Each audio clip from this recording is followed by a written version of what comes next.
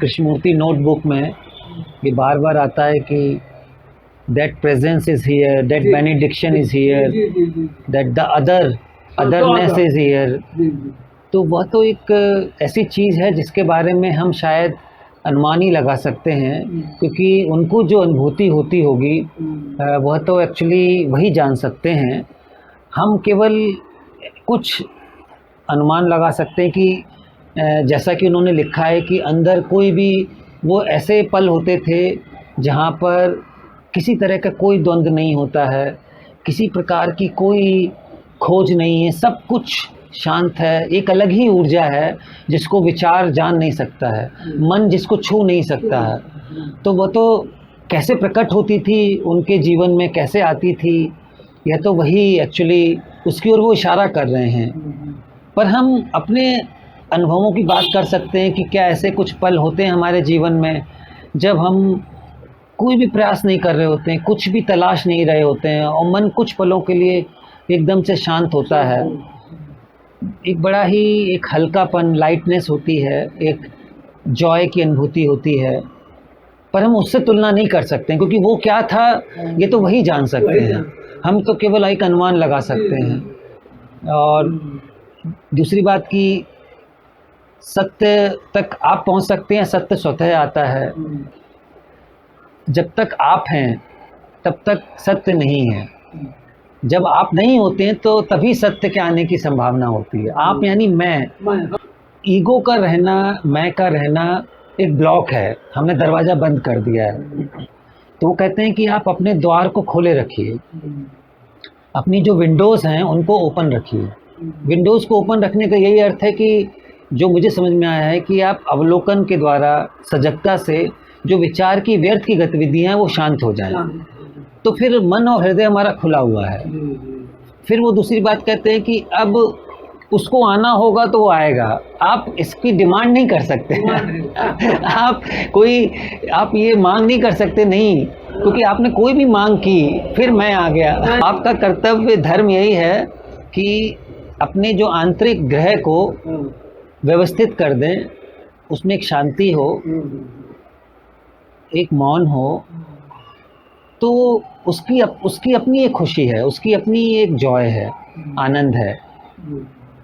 कुछ पाने के लिए मत करिए, ऐसा नहीं कि हाँ बिना लक्ष्य के ये, क्योंकि अपने भीतर के दुख का अंत करना स्वयं में ज़रूरी है। इसलिए नहीं कि दुख के अंत के बाद मुझे क्या मिलेगा क्या वो मुझे ईश्वर के दर्शन हो जाएंगे या मुझे बोध प्राप्त हो जाएगा, नहीं। दुख है ये अपने आप में जीवन जीने में बाधा है, ये केवल मेरे लिए नहीं, ये संसार के लिए भी दुख का कारण बनेगा। तो मेरा दुख केवल मेरे लिए ही बाधा नहीं है, बल्कि पूरी मानव चेतना के लिए बाधा है, क्योंकि वो मानव चेतना का ही दुख है।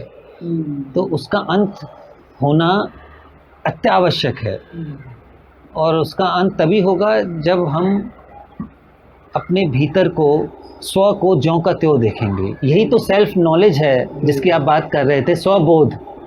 स्वबोध से ही दुख का अंत होगा। स्वयं को ज्यों का त्यों देखने से, उसमें इंक्वायरी करने से, उसका अन्वेषण करने से। आपने अपने को जिस चीज़ से भी बांधा हुआ है, जिसके साथ भी तादाद में आइडेंटिफाई किया हुआ है, वह सब कुछ मैं है।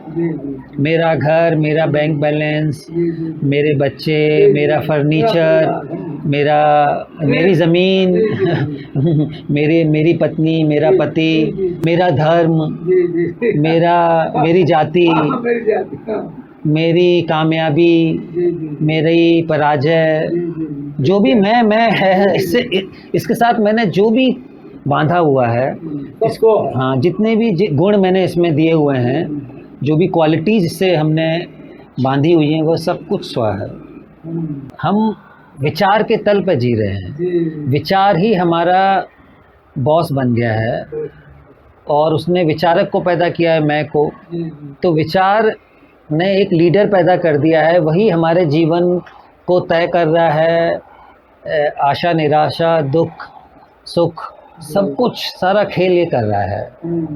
सवाल यही है कि क्या हम विचार के तल से हटकर अवलोकन के तल पर आ सकते हैं, ऑब्जर्वेशन के डायमेंशन पे आ सकते हैं, यही डीप लर्निंग का डायमेंशन है, क्योंकि जब तक हम अपने को विचार के रूप में जीवित रख रहे हैं, मान रहे हैं, तो फिर तो एक बहुत ही छोटा, एक बहुत ही संकीर्ण तल पर जी रहे हैं। यही तो संस्कारबद्धता का तल है। ये इसी संस्कारबद्धता के क्षेत्र में हम सारे संघर्षों में, द्वंद्वों में लगे हुए हैं, तो वहाँ तो दुखी दुख होगा और क्या होगा।